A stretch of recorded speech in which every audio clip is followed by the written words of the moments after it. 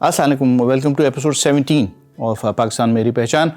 In this episode हम बात करेंगे चाइना की। नाउ चाइना का पाकिस्तान की पहचान से क्या ताल्लुक़ है, वो है और वो इस तरह है कि जब यहाँ पर अंग्रेज़ पहुँचा हुआ था तो वो कुछ कार्रवाई वहाँ पर भी कर रहा था चाइना पे, और हम ज़्यादातर ये समझते हैं कि चाइना हमेशा से एक आज़ाद मुल्क है, लेकिन नहीं।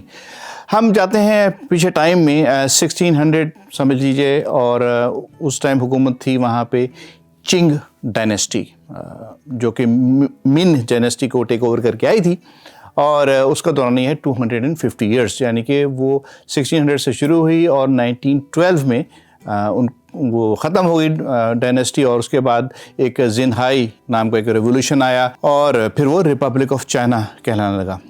आप ये स्क्रीन पे देखेंगे जो खित्ता है वो बनता है।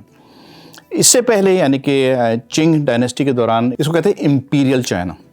इम्पीरियल चाइना अपने आप को एक अच्छी नेशन समझता था, उसको अपने डिपेंडेंसी, किसी फॉरेन रिलेशनशिप की उनको ज़रूरत महसूस नहीं थी, किसी फॉरेन ट्रेड की उनको ज़रूरत नज़र नहीं आती थी। तो उन्होंने फिर भी एक रास्ता दे रखा था फॉरेन ट्रेडर्स को, फॉरेन मर्चेंट्स को, और उन्होंने कहा था भाई कि ये पोर्ट है, कैंटन इसका नाम है, जिसको ग्वांजो भी कहते हैं, यहीं पर आओ, यहीं पे जो भी आपने सौदा करना है, जो हमारे टैरिफ देने हैं वो पे करो और सामान लो और दो, और देन यू कैन लीव। इसके अलावा मैं आपको कोई पोर्ट नहीं दूंगा चाइना में। इस तरह मामला चल रहा था, और ईस्ट इंडिया कंपनी वहाँ पर भी तिजारत कर रही थी। वहाँ पे जो ईस्ट इंडिया कंपनी की तिजारत थी, उनको पसंद था चाइना का सिल्क यानी कि रेशम, उनको चीनी के बर्तन, चीनी हम समझते हैं कि कोई चीनी उसको लिपटी होगी, लेकिन उसको पोर्सिलिन को हम कहते हैं, चीनी के बर्तन। और तो उसमें उनका इंटरेस्ट था, बड़ा फाइन उनका वर्क था, जो कि उसके ऊपर एनिमल होता है, उसमें बहुत चाइना जो प्रोग्रेस कर चुका था उस टाइम पे। और उसके अलावा इनको वहाँ की चाय, जो कि बाद में हमारे पास भी आ गई, और यहाँ से वहाँ से पहले इंग्लैंड गई, यूरोप गई, तो चाय और पोर्सिलिन और सिल्क, इसमें बड़ा इंटरेस्ट था उनको, क्योंकि अच्छा बिकता था वहाँ पर यूरोप के अंदर। वक्त गुजरता गया और इनकी तिजारत चल रही थी, लेकिन चाइना को कोई इंटरेस्ट नहीं था यूरोपियन प्रोडक्ट्स में या कोई ब्रिटिश प्रोडक्ट्स में।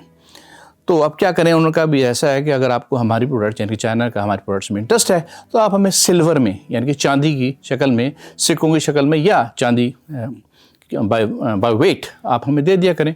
तो इस तरह हमारे पास सिल्वर आ जाएगा और आपके पास हमारी चीज़ें आ जाएंगी। तो यानी कि बार्टर नहीं हो सका, तो in exchange of silver as a mode of payment उनको ये गुड्स मिलते नहीं। डिमांड चाय की, पोर्सिलिन की, सिल्क की यूरोप में, ब्रिटेन में बढ़ती गई, तो उनके जो ख़जाने हैं वो फिर खाली होना शुरू हो गए, यानी कि ब्रिटेन का ख़जाना जो है खाली होना शुरू हो गया। दे वर द मेन ट्रेडर्स, और वो यहाँ से लेके चीज़ें जाते थे।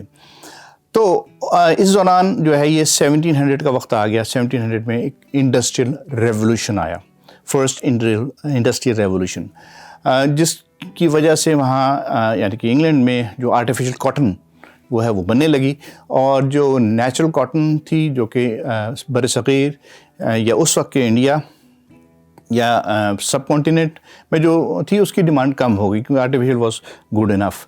तो उनको एक इस तरफ से उनको एक कमी महसूस हुई। तो उन्होंने देखा कि यहाँ ऑलरेडी बंगाल, वहाँ पर इसकी ओपियम की ग्रोथ है, और ओपियम उसमें उस ज़माने में एक रिक्रिएशनल ड्रग नहीं थी, बल्कि एक मेडिसिन के तौर पे इस्तेमाल होती थी, और उसका इस्तेमाल चाइना में भी था। तो उसकी उन्होंने कहा कि यहाँ से हम इसका सिलसिला जोड़ते हैं चाइना पहुँचाने का, और उन्होंने कहा कि चलो अब इस तरह है कि ये चीज़ अगर हम और इस ट्रेड को बढ़ाएं, क्योंकि ये जो चाइना में ये एक ऐसे रिक्रिएशनल आइटम के तौर पे भी इस्तेमाल होने लग गई थी, और यानी कि वहाँ नशे के तौर पे इस्तेमाल होने लग गई थी, वहाँ डिमांड बढ़ रही थी। तो उन्होंने यहाँ अपनी जो प्रोडक्शन है ओपीएम की सब कॉन्टिनेंट में बढ़ाई, और इलीगली भी वहाँ भेजना शुरू कर दी। और इस तरह जो उनका जो खसारा हो रहा था, यानी कि जो they were losing silver in the national coffers, वो जो है उसका जो ट्रेड बैलेंस है वो रिवर्स हो गया। अब चाइना की तरफ से जो है वो सिल्वर मिलना शुरू हो गया, ओपीएम लेके उन्होंने सिल्वर लेना शुरू कर दिया। तो ये साइकिल रिवर्स हो गया, और चाइना को परेशानी हो गई, उनके पास सिल्वर कम होना शुरू हो गया। अब क्या करें? तो उन्होंने कहा कि हो क्या, आखिर ये ओपीएम इतनी इम्पोर्ट क्यों हो रही है? तो उन्होंने चेक किया, تو پتہ لگا کہ بھئی یہ تو لوگ ہی نشے ہوتے جا رہے ہیں، اور یہ آہستہ آہستہ پھر ان کے نارتھ میں، چائنا کے نارتھ میں بھی پھیلنا شروع ہو گیا۔ تو اس کے بعد انہوں نے ایسا کیا کہ 1839 میں انہوں نے بین کر دیا، اوپیم کا ٹریڈ بین کر دیا، اور یہ ایک ان کے لیے بہت بڑی کیش کراپ تھی برٹن کے لیے، اور ان کا جو ایک سلور فلو تھا وہ جو ہے وہ سفر کرنا شروع کر دیا۔ تو ان کو بہت غصہ آیا، اور نہ صرف انہوں نے بین کیا بلکہ ساتھ انہوں نے جو بھی اسٹاک وہاں پڑا ہوا تھا، مرچنٹس کا تھا یا ایسٹ انڈیا کمپنی کا تھا، وہ انہوں نے ضائع کر دیا، جلا دیا، جس شکل سے بھی انہوں نے اس کو ڈسٹرائے کر دیا۔ تو اس کا بھی غصہ تھا کہ آپ نے مجھے ڈبل نقصان ہوا، ایک تو میرا ٹریڈ آپ نے بلاک کر دیا، پھر آپ نے جو میرا سامان وہاں آلریڈی جمع کیا ہوا تھا ہم نے، اس کو بھی آپ نے ڈسٹرائے کر دیا، تو آپ ہمیں کمپنسیٹ کریں۔ چائنا نے کوئی لفٹ نہیں کرائی، تو چیزیں بگڑتی گئیں۔ میرے خیال ڈپلومیٹک مشنز بھی گئے لیکن وہ بھی فیل ہو گئے۔ تو آخر کار انہوں نے اپنی جو فائر پاور ہے برٹش نیوی، لوگ کہتے ہیں ایسٹ انڈیا کمپنی نیوی تھی، کچھ کہتے ہیں کہ جو سرکار کی برٹش سرکار کی نیوی تھی، جو بھی تھی، لیکن فائر پاور استعمال ہوئی۔ اور پھر 1840 سے لے کے 1842 تک فرسٹ اوپیم وار ہوئی، جس میں بہت نقصان ہوا چائنا کو، بیکاز ان کے پاس فائر پاور تھی، بارود تھا ان کے پاس، لیکن ان کے پاس جو ٹریجیکٹائل جو ٹیکنالوجی تھی، یعنی کہ بندوق سے ایک اینگل پہ، ایک 45 ڈگری اینگل پہ آپ ٹریجیکٹری پاتھ پہ آپ جو فائر کرتے ہیں، اس کی فار ریچنگ رزلٹس ہوتے ہیں۔ تو وہ ٹیکنالوجی ان کے پاس، چائنا کے پاس نہیں تھی، تو اس کی وجہ سے انہوں نے بہت ہیومن ریسورس کا نقصان کیا، بہت بندے اپنی جان سے ہاتھ دھو بیٹھے۔ یہ دیکھتے ہوئے چائنا نے کہا کہ ہم ایک ٹریٹی کر لیتے ہیں، کہ کیا چاہتے ہیں آپ؟ انہوں نے کہا بھی ہمیں کمپنسیٹ کرو، ہمیں جو ہے مزید پورٹس کھولو، ہمارے ساتھ تجارت کرو، اور اس کے لیے انہوں نے پھر اور مزید پورٹس ان کو دے دیے۔ اس کو کہتے ہیں ان ایکول ٹریٹی۔ تو اس کے بعد پھر فرانس بھی آ گیا، 1856 سے لے کے 1860 تک ان کے ساتھ جنگ ہوئی۔ اگین یہ جو ویسٹرن سپر پاورز ہیں یہ زور زبردستی کر رہے تھے، تو اس طرح انہوں نے مزید پورٹس کھلوائے۔ آپ اسکرین پہ دیکھیں کتنے پورٹس کھل گئے۔ اس کے بعد رشیا بھی اپنے جمپڈ ان، پھر جاپان بھی آ گیا۔ تو یہ 3-4 ممالک جو ہیں یہ سارے ان پہ چڑھ دوڑے کہ بھئی آپ ہمیں ایکسیس دیں اور ہمارے ساتھ ایکولی ٹریٹ کریں۔ ایکولی سے مراد کہ ہمیں بھی جس طرح آپ نے برٹن کو رائٹس دی، اب ہمیں بھی رائٹس دیں۔ تو اس طرح چیز جو ہے وہ پھیلتی چلی گئی، اور again China could not resist the fire power from these countries. یا تو اکٹھے حملہ کر رہے تھے، امریکہ کی بھی اس میں مداخلت شامل ہے۔ جتنی بھی ٹریٹیز سائن ہوئی ان کو کہتے ہیں ان ایکول ٹریٹیز چائنا کی طرف سے، کیونکہ جو گن پوائنٹ پہ آپ کو بیسیکلی آپ سے ان سے جو ہے ان کو ٹیرف معاف کروائے۔ اب کہتے ہیں کہ یہ امپیریلزم ہے، اور اگر آپ اس کو پڑھیں گے مختلف سورسز پہ، کہیں آپ کو لفظ استعمال ہوگا کولونیلزم، کہیں امپیریلزم۔ تو یہ 2 اصطلاحات ہیں، دو ٹرمز ہیں جو کہ انٹرچینجبلی استعمال ہوتی ہیں۔ ان میں فرق بہت کم ہے، لیکن میں اس کو ایکسپریس کرنا چاہتا ہوں تاکہ آپ اس کو بہتر طور پر ایک آگاہی ہو جائے، آپ کو ایک نالج آ جائے۔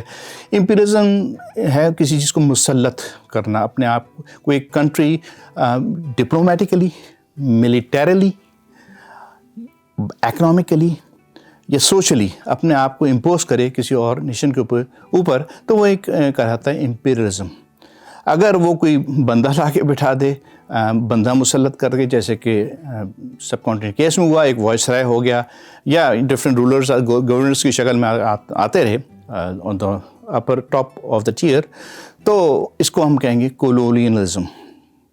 تو یہ تھوڑا سا ڈفرینس ہے دونوں میں، کوئی چیز غالب آ جائے، کوئی چیز آپ پہ مسلط کر دی جائے، concept is the same, either you do it with your own presence, اور یا پھر آپ اپنا کوئی نمائندہ بھیجیں، اور وہ نمائندہ اپنے آپ کو ریشیلی सुपीरियर समझे, सोशली सुपीरियर समझे, कल्चरली सुपीरियर समझे, जिस तरह कि हमारे केस में था कि अंग्रेज़ ने हमें लुक डाउन अपॉन ही किया कि ये लोग घटिया लोग हैं, इनका कल्चर घटिया है, इनका दीन मज़हब रहन सहन सब कुछ, तो they consider themselves above the crowd.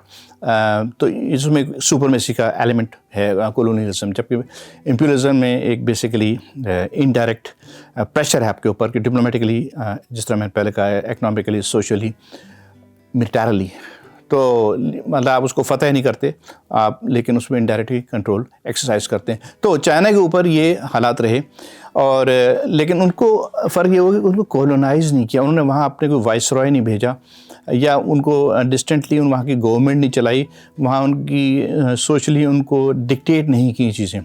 Y? वो इसलिए कि they are and they had been one nation. मज़ाहिब तो हम मुख्तलिफ हैं, लेकिन उनमें जो यूनिफिकेशन थी वो उनकी एक होना, डिस्पाइट कि उसमें जो भी डिफरेंसेस हों, they were all together, unity थी उनमें। और अगर हम इसको late on maybe next episode में इसको कंपेयर करूँगा कि ये इंडिया में या बरसग़ीर में या सब कॉन्टिनेंट में ऐसा क्यों नहीं हो सका, और वो उनको हमने अपने सर पे क्यों बिठा लिया आके, वहाँ ऐसा नहीं हो सका। और इसकी एक वजह ये भी है कि उसमें स्टेक होल्डर्स काफ़ी थे, उसमें रशिया भी इन्वॉल्व था, उसमें फ्रांस भी इन्वॉल्व था, उसमें जापान भी इन्वॉल्व था, उसमें ब्रिटेन भी इन्वॉल्व था, तो ये सारा, अमेरिका की भी उसमें इन्वॉल्वमेंट थी, they were all the stake holders. तो अगर इसको ब्रिटेन पूरा ग्रैब करने की कोशिश करता तो वो फिर एक पावर इम्बैलेंस हो जाता, और उन्होंने ये फैसला किया भाई हमें इकोनॉमिक बेनिफिट लेना है चाइना से, तो let's keep it like that. और हमारे पास राइट्स हैं, इक्वल राइट्स हैं, पोर्ट्स हैं, तो let's do business with them, और let's forget about conquering them. तो किसी ने भी इसलिए इस तरफ अपनी पेशरफ नहीं की। तो ये था कुछ नई इन्फॉर्मेशन का खुलासा, और इसके बाद मैं आपको मज़ीद इन्फॉर्मेशन लेकर आऊँगा। इसमें we can talk about the first opium war, और we can relate it to the Aurangzeb time, जब औरंगज़ेब ने इनको ब्रिटिश ट्रेडर्स को डिफीट दी थी बड़ी, और एक वो बहुत इंटरेस्टिंग वाक़या है। तो I will come up with that kind of detail in the next episode. Thank you very much.